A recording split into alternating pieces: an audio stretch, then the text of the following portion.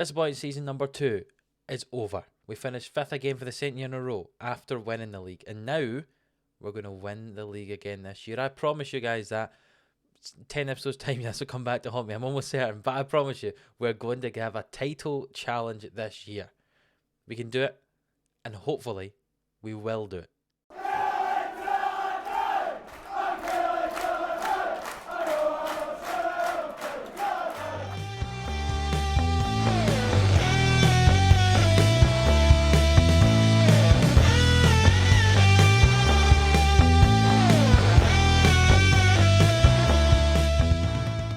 Yes, hello, welcome into 11 Sports here for the Killie boys on Football Manager 21. If you're new around here, do hit that subscribe button for more daily Football Manager content.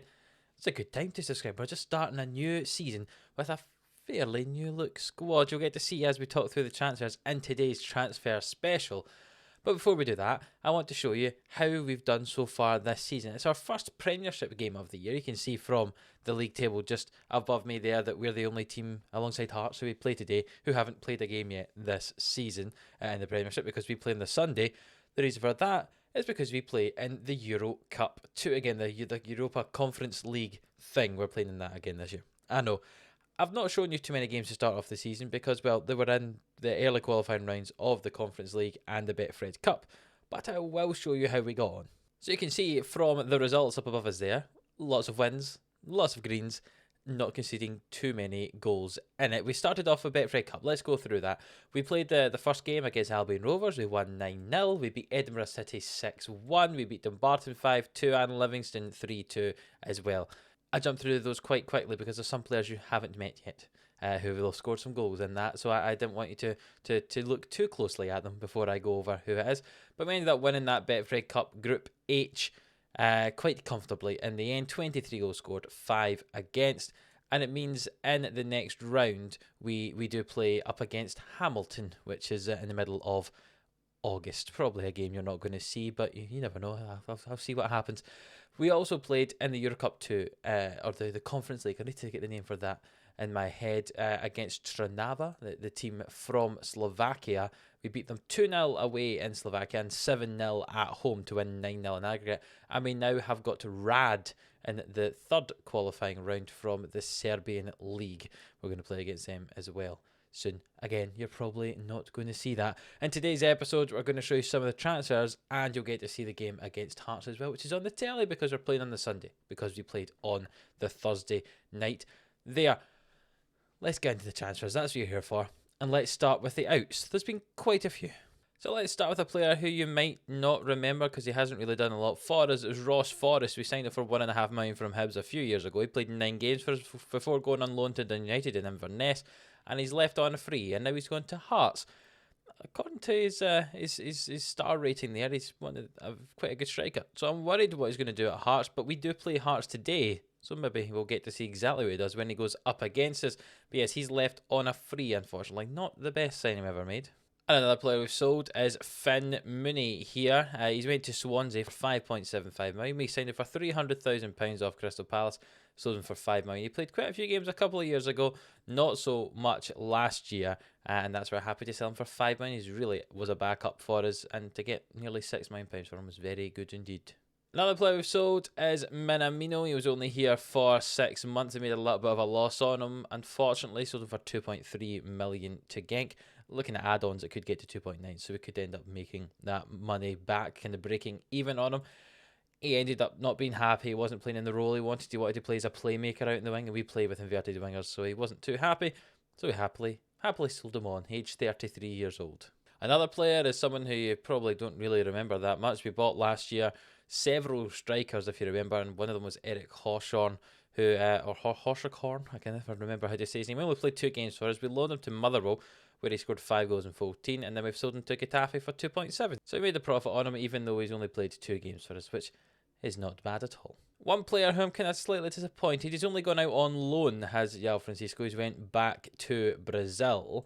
I must say, he's kind of improved as a player. We'll see if he improves out on loan. We've, spoiler, brought in quite a few central midfielders, so we kind of let go some of the ones. But João Francisco got a lot of potential, so hopefully he can do well when he's out there on loan in Brazil. Just 20 years of age still. Remember, we signed him for £7,000 a few years ago.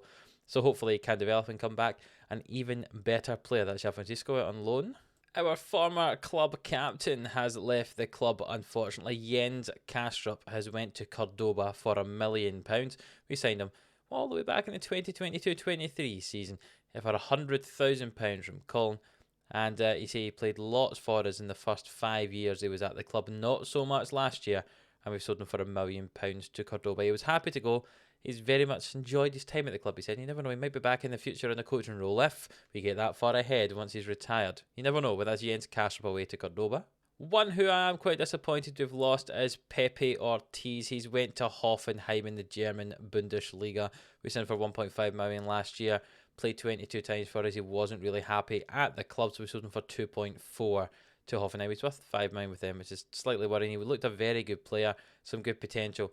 I fear we might have made a mistake selling him for such a low amount of money, but we've got lots of players in that position, and if someone doesn't want to be here and make a little bit of money on him, that's fine by me. He wasn't happy at the club. Don't want the bad morale in and around the dressing room. One which might surprise some people is the selling of Ludovic, unfortunately, to Dinamo Kiev. You see, we signed him for a free last year. He played 33 games for us in the league, and we sold him for £6 million to Dinamo Kiev. He was a very, very good player, but he was not happy. He was 30 years old as well. He was only going to decline. I thought I'd cash in on him, and we brought in some younger players in that position as well. So disappointed to lose him, but we've made some money on him, and that's good. And now the start of two fairly big sales, whatever what to call it. Renan Augusto, the centre back, we signed him for free several years ago. He became one of our first choice centre backs alongside Darren Anderson last year, but we sold him for £8 million to begin with. As add-ons, it can take it up to 12.5. I know it says he's only worth 8 there, but he was a solid centre back, but he didn't have the potential as some of the other centre backs we have did have. So I was happy to get money for him off Borussia Mönchengladbach as well. But £8 million we sold him for, and that's Renan Augusto away. And the last sale we made was a Bjorn Hardley to Hoffenheim. That's two players that have went to Hoffenheim from us. Pepe Ortiz there as well. Bjorn Hardley we sold for £14.5 million. Again, making some good money. Selling him for free, selling him for £14 million. He kind of lost his place last year. He started some left back when we lost Kokavas, but then Calafiori came in and he lost his place there. So he was kind of third, fourth choice centre back. So we sold him, especially if you can make £14 million for your kind of backup centre back. More than happy to do that. And you can see we've lost two centre backs. We've lost a few midfielders, some attacking players. That's because we've made quite a few signs. It's been quite a turnaround in terms of players at the club this off-season. Similar to last year, not as many out, but a lot in. We've signed a lot of kind of youth players. I'm not going to talk you through all of them. A lot of them are in frees or very low amounts of money. But what I will talk about is, I can't say his first name, Maquadai Neves, something like that. The Portuguese goalkeeper. He's currently on the loan list, but is our backup goalkeeper behind Ryan Morris. We signed him for £700,000, £720,000 from Sporting Lisbon. He's got some very good statistics, a good potential as well, just 18 years of age. He was signed several years ago, kind of just through compensation to sign him, but he wasn't allowed to come until he was 18 because of the rules. Which meant that Morris became the goalkeeper, and then Morris has kind of become our starting keeper. So he was going to be our starting keeper, but Morris has got that role now. So that's Neves, kind of the pick of our young bunch, I would say. One of the reasons I was happy for Pepe Ortiz to be sold was Jesus de la Rosa here, being signed for us for £625,000 from Pumas in Mexico. You can see he can play up front, on the wing, or in behind the striker. He's got some very nice stats there. First touch of 16, finishing 14, age 18 is not bad as well. His physicals maybe leave a little bit to be desired. Maybe could improve some of his pace. Been 12 and 12 for acceleration and pace. Stamina's 13, but improving. He's got some nice mentals. He's brave. He's good anticipation. He's got good work rate. His passing's not too bad either. I think he's a very good player. We'll see how he develops at the club, but he's probably going to be one of those backup players sat on the bench that comes off the bench, and we'll see how he does. But yeah, for £600,000, I think that's a fairly good player. We signed quite a few players in that kind of attacking midfield winger striker position. One of them was Maciej Musialowski. Yeah, the former Liverpool man. He's been on loan at quite a few clubs. We went to Burnley in this career, where we signed him for £5.5 million after he was set on the transfer list. He's got some nice physical stats there, 17 agility, 15 acceleration. Nice pace, nice natural fitness. He's got good dribbling, crossing 11 can maybe be slightly better. He's got good technique. I think he's a really good squad player. I know we're spending £5 million on some of these meant to be a squad player, I've just said there, but you see he's got 25 caps for Poland. I think he'd be quite a good player for us. We've played some pre-season games with him as well, and he was quite good for us there as well. So we can't really complain too much. But I think £5 million for him, it's an all right player. His class is a squad player, so he's going to be happy sitting on the bench. I think you can see he's already worth 6.5, so maybe we can make some profit on him if we need to. But a player who is likely going to be playing in front of him, and it's kind of worrying looking at some of the statistics. He's very, very good physically, but things like first touch, and decisions and heading and finishing, I would like to be slightly crossing. I would like to be slightly better for this boy. But Ivo Gulaci, I'm going to go with the Chilean winger, a 3-star player. We've signed him for 1.8 million from Colo Colo in Chile, where he's had a couple of very, very good seasons. He's not made many goals or assists or stuff like that, but his average rating was very good in the last few years. He's probably going to be one of our 2 choices on that right-hand side. Maybe Edward Lambert, who's back from injury, thankfully now, out there, or Galaci being one of the 2 that's going to be out there. He's only 5'6", which is slightly worrying, but a very, very physically good player, very fast player. So we get good to see him going down that line. But yeah, that's Ivo Galaci on that right-hand side. Another player who can play really across any of the midfield or attacking positions is Ryan Christie, the former Celtic player. We signed him in a free transfer after he was released by Celtic at the end of the year. That maybe says how good Celtic are when they can afford to just release Ryan Christie.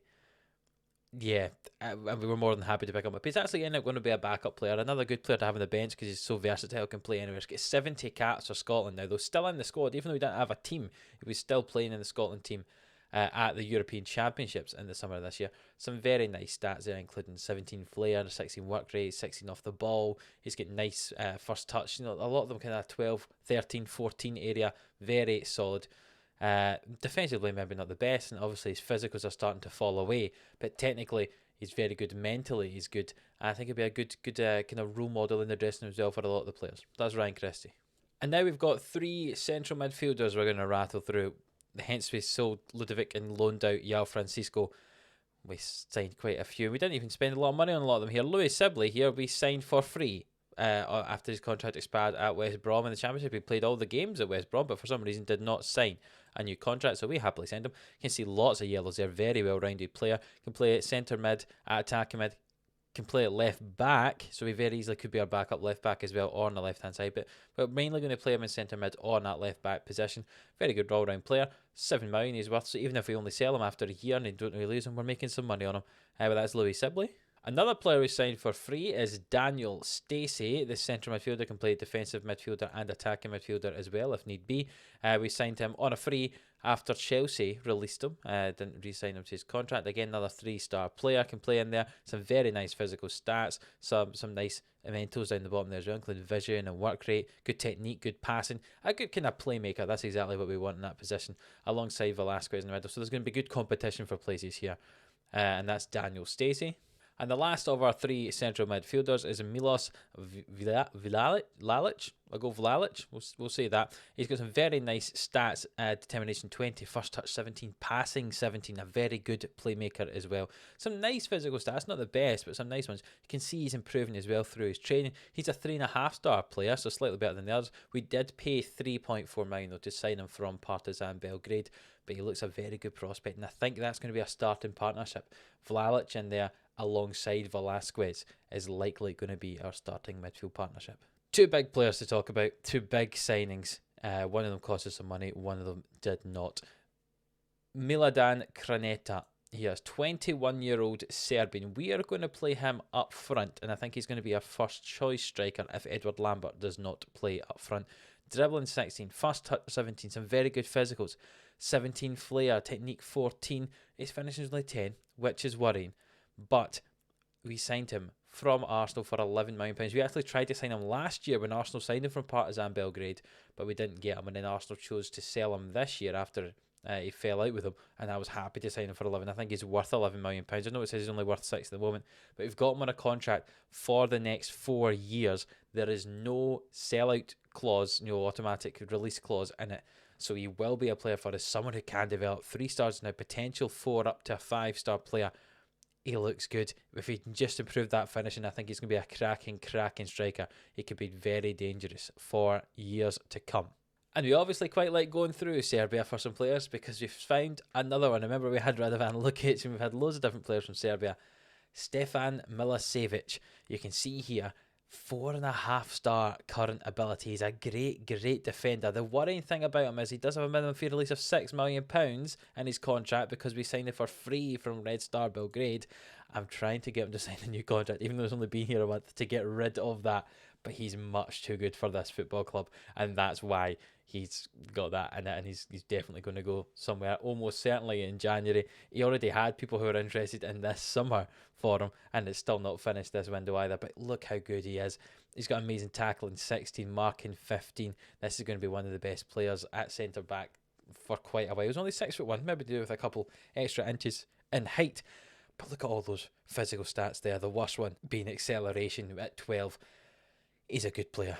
A very good player. And I'm looking forward to seeing how he plays for us.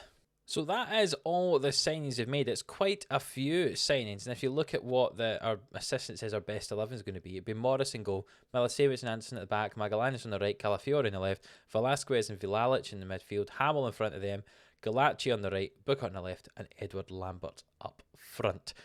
But we've got lots of strength and depth, and you'll get to see that today in the game against Hearts because we do have a few injuries. So you can see down the bottom, Creneta's injured. We're not going to get to see him today. Florida da Silva's injured. Stacey's injured. Velasquez suspended. Booker's struggling with some fitness. Milicevic is struggling with some fitness, to be honest, but we're going to play him anyway.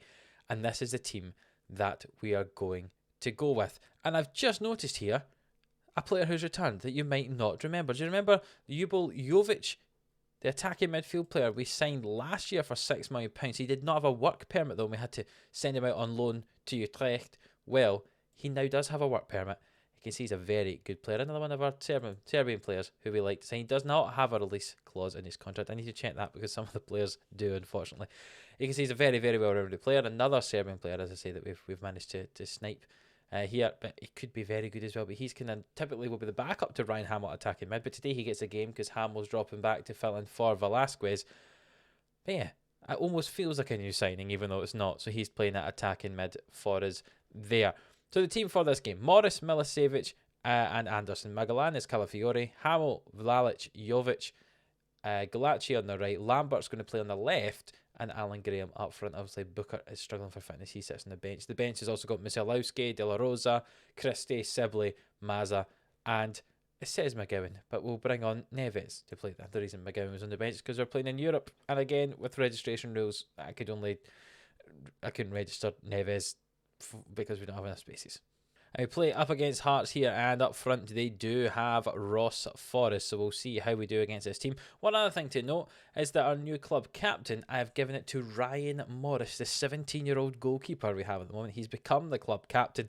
Velasquez has become the vice captain after we stripped that from Kastrup after he left. Obviously he can't be the captain if he's not here, and CJ Egan-Riley is not really playing for us, so I took the vice captaincy off him. We had a chance early on there, but we missed it unfortunately, and Morris has got the ball here, and Milicevic I should say. You can also play in midfield, Milicevic, and you might see him do that in a few games. You never know what happens, but we've got such strong depth in midfield, he might not have to.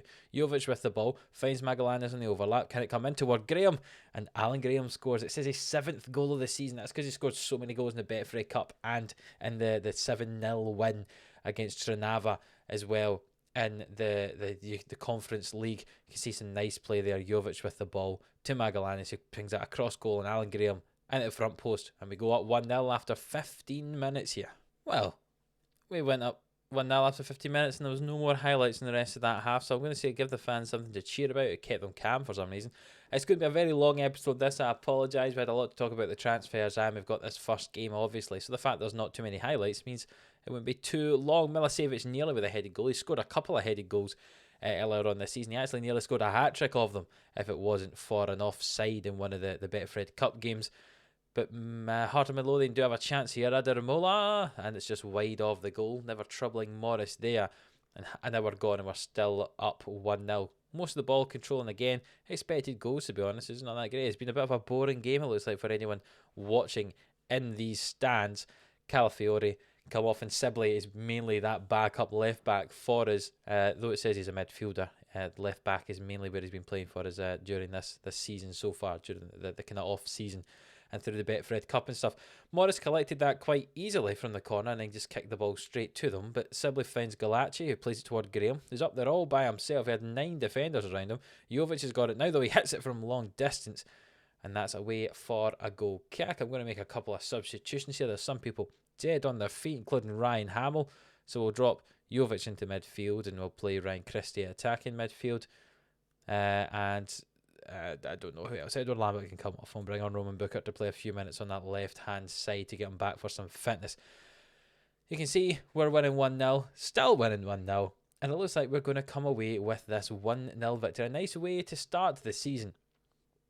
It's been a long time since we were I think, started the season quite well. I think we the last few years haven't performed too well to begin with. Maybe we won the first game, but we're always playing catch-up. But a nice win against a team who were in the top half last year. Obviously, they finished above us in the league last year. A nice 1-0 win. You can see Rangers actually did lose by 2 goals to Aberdeen in the first game of the season. So Rangers have lost the first game of the season, which is interesting. And Celtic only beat St Mirren by 1 goal. I think it could be quite a tight table this year. We'll see what happens. I'm interested to see what signings Rangers and Celtic make, because typically they sell their best players. Celtic have sold Moise Keane, so we'll see who they bring in to play up front. But if we actually looked at the best kind of 11 for the league going into this season, 5 of the players are mine. And that's very interesting for me indeed, because typically it was Celtic and Rangers and nobody else. We might have a chance here at a title challenge. So that was a nice win for us again. Still won every game so far this season. I think we'll come back in September at some point. Probably the Aberdeen Rangers game time, something like that, and for a double header there. Maybe if we progress through the Euro Cup third qualifying round into the fourth qualifying round, maybe I'll show you the second leg of that last game to see, and then the draw for the stage or something. I'm not quite sure, but we'll see what happens. We'll be back for another episode on Monday anyway. And if you have enjoyed this one, then please do leave the video a like. It really does help out the channel. Subscribe if you're new around here, ready for this new season. We're going to win a league. Come on, let's be confident. Let's see everyone excited for that. And until the next one, we'll see you then.